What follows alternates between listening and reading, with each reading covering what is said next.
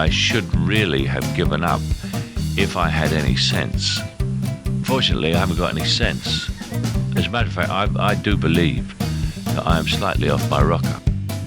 The acclaimed actor Sir Michael Caine today on Now I've Heard Everything. I'm Bill Thompson.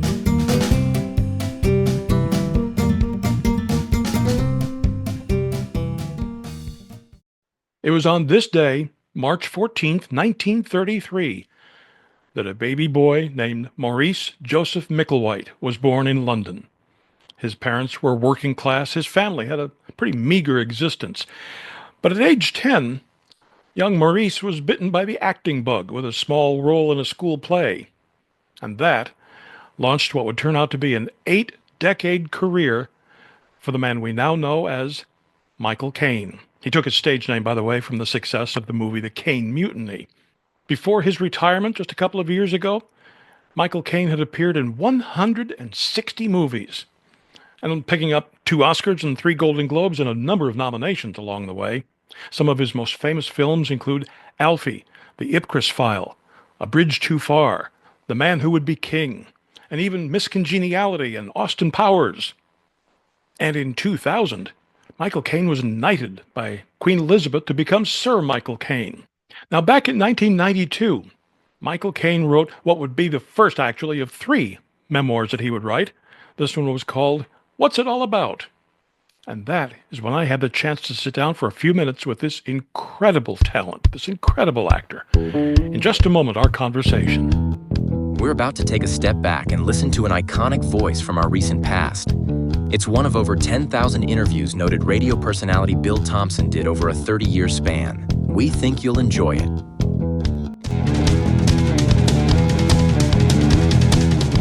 So here now, from 1992, Sir Michael Caine.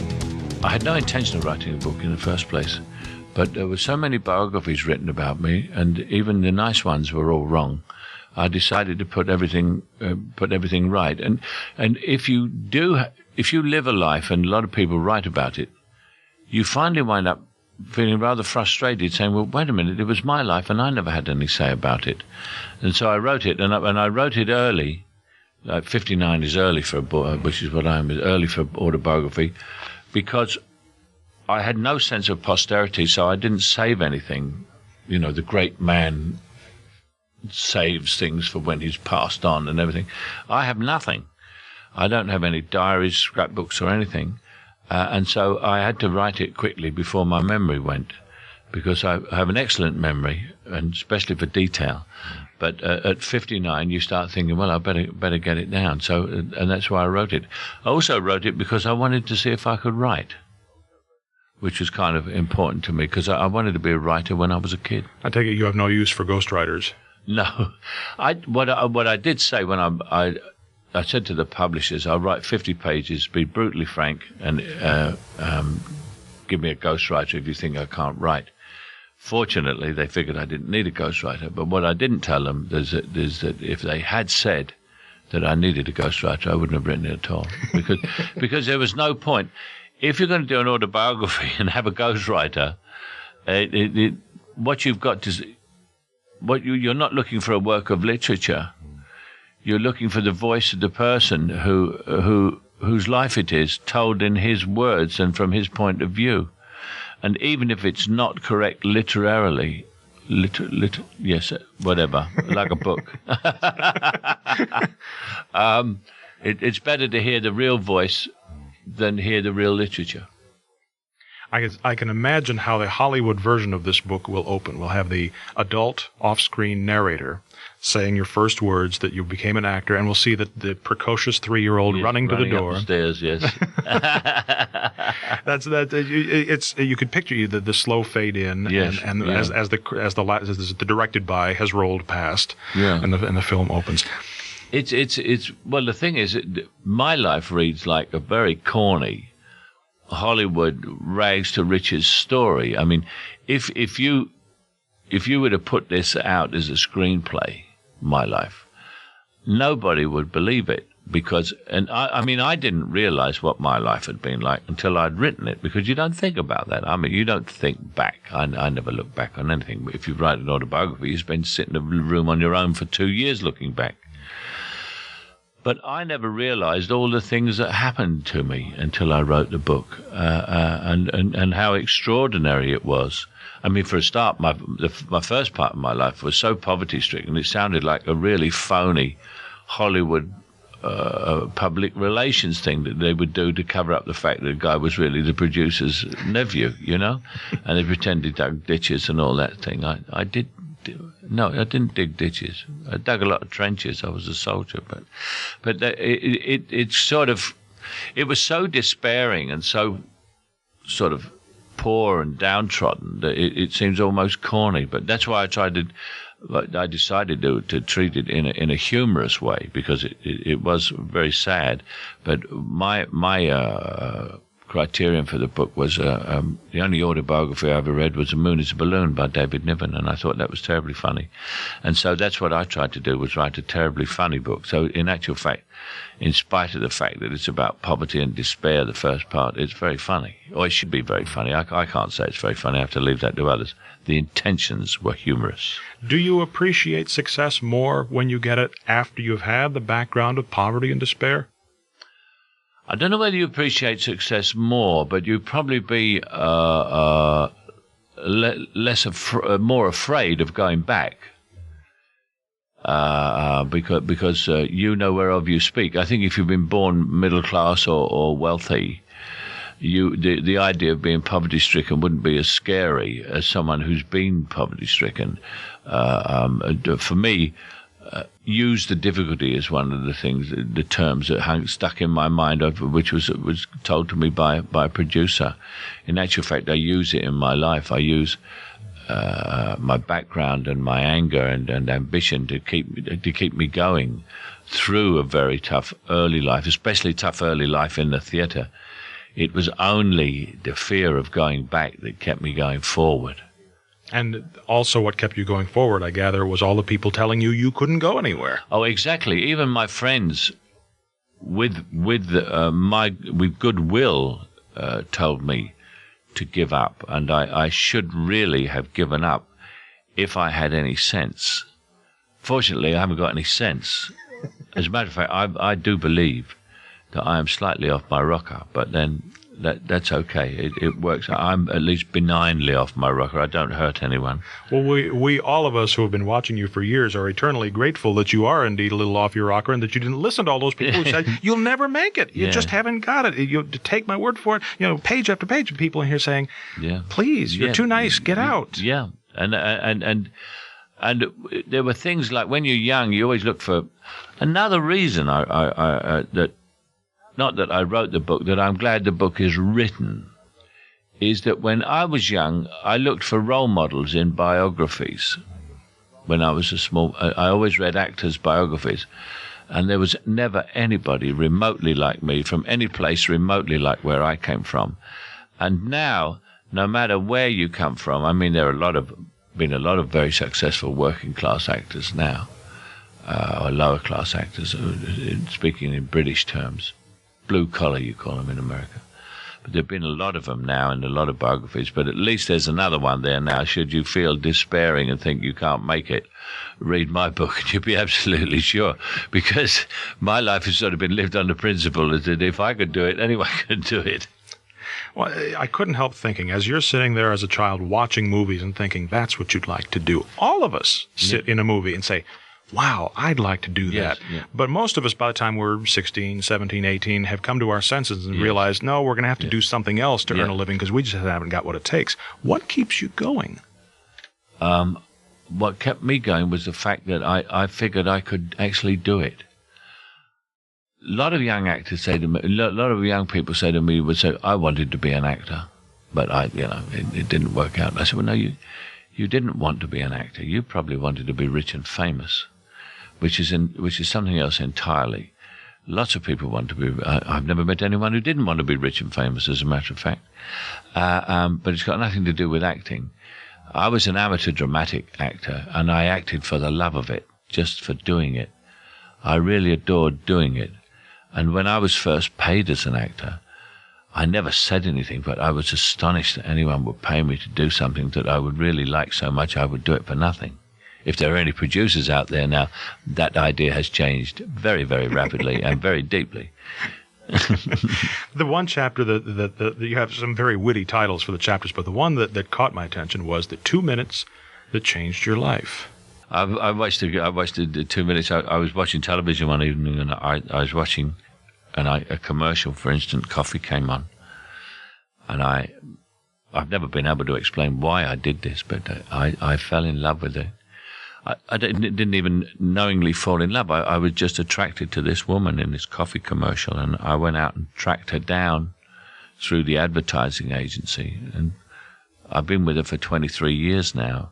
But lots of people have asked me, you saw her, right, you saw a close-up. You must have seen a close-up of a million beautiful girls in commercials. We all have. I mean, every commercial's got a beautiful girl. But I suddenly saw that face, and I went absolutely ape. In actual fact, the commercial was shot in Brazil. And I thought I'd have to go to Brazil to find her, and I was quite willing to do that the next day. I was absolutely determined. But fortunately for me, she lived in London. I met a guy who worked for the advertising agency that did the commercial. And he gave me all the commercials. I have them. But my wife doesn't let me play them. Under threat of death, do I play them. After this short break, Michael Caine describes the family secret that was kept from him for decades. Are you enjoying this conversation so far? And would you like to get a copy of the book we're talking about? Just tap the link in our show notes or visit our website, heardeverything.com. When you make a purchase through our affiliate links, you're also supporting this podcast. And we thank you for your support.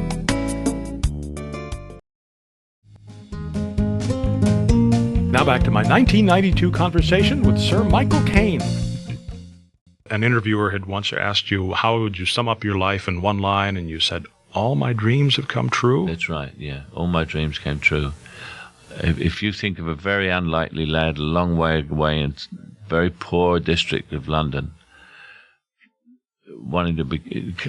eventually having a dream of being a movie star. That wasn't a set dream when I was young, because that was impossible. You didn't even bother to dream about that.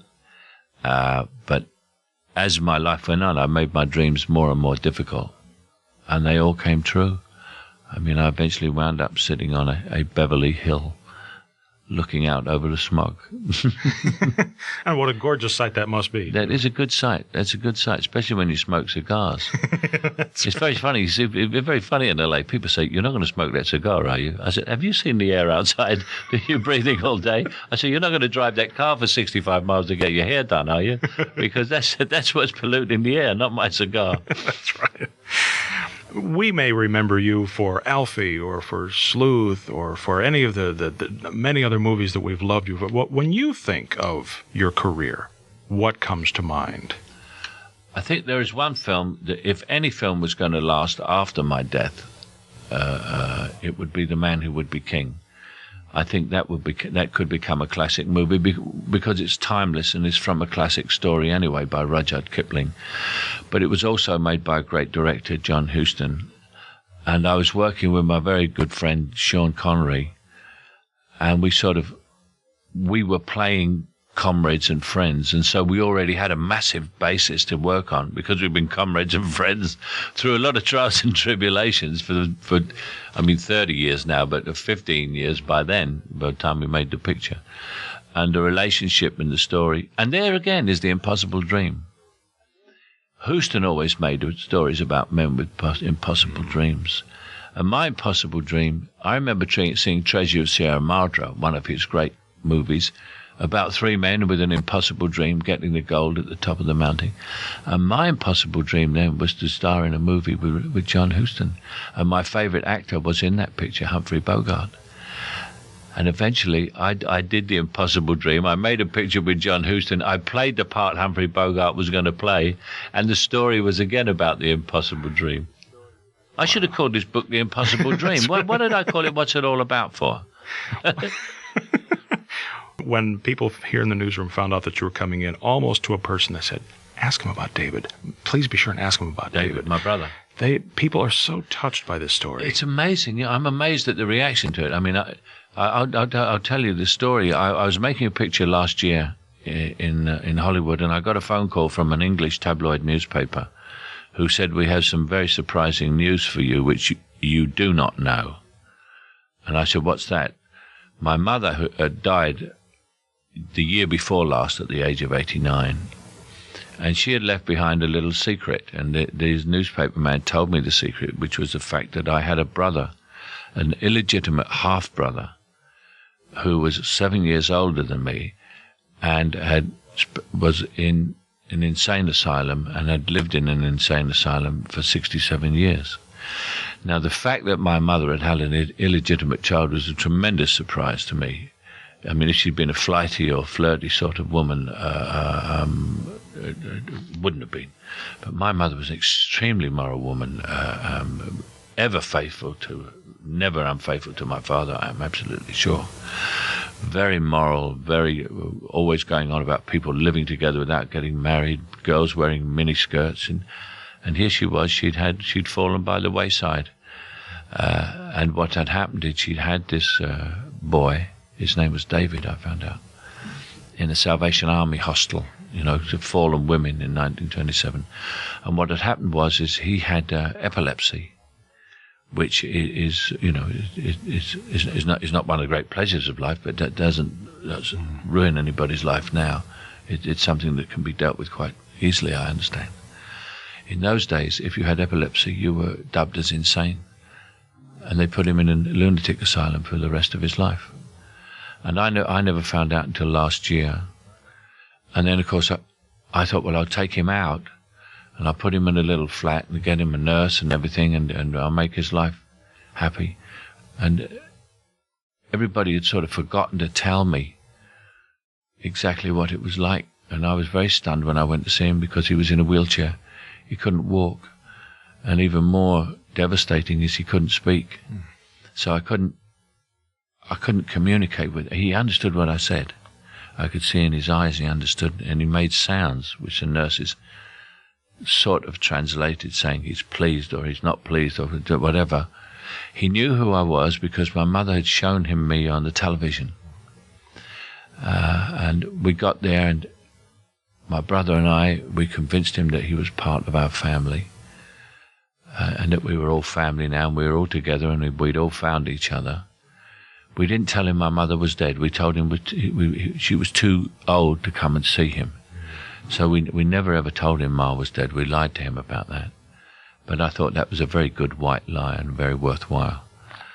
And finally we convinced him that we were all a family together last Christmas, my younger brother and me. And I knew he understood because he started to cry. And then we got his Christmas all ready and fixed it all up. Of course, I couldn't take him anyway. You couldn't take him out of the room. And then I had to go away again at Christmas. And then while I was away, he had his Christmas, and then he died. But at least we found him, and he knew that he belonged somewhere.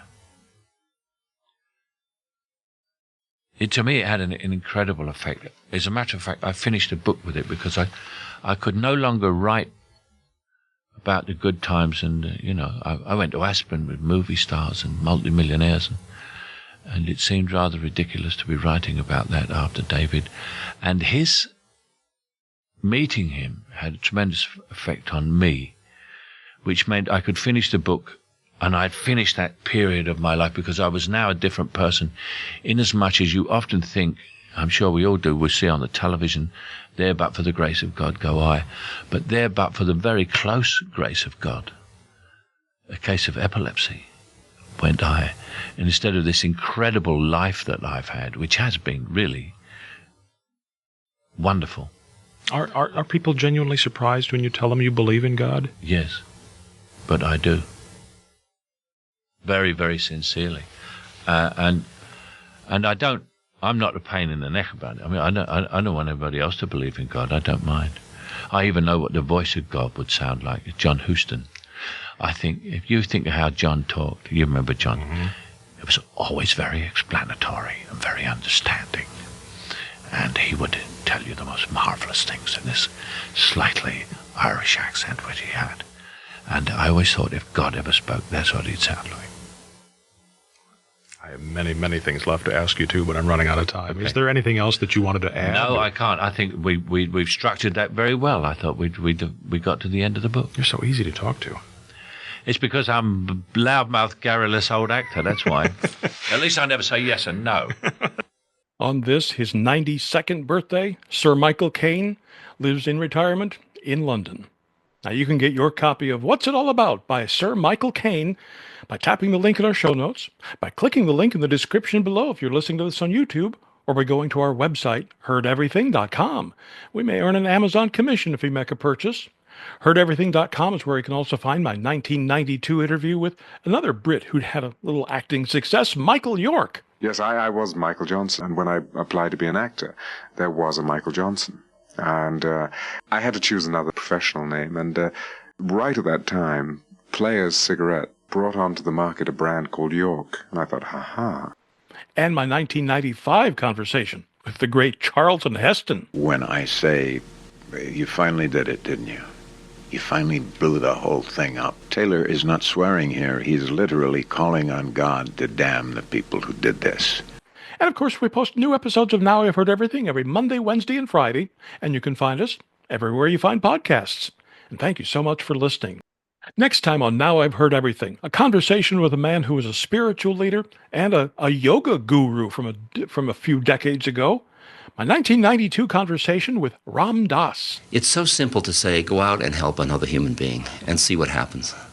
Because the minute you think I'm suffering, but you get around somebody else's suffering and it pulls you out of yourself. That's next time on Now I've Heard Everything. I'm Bill Thompson.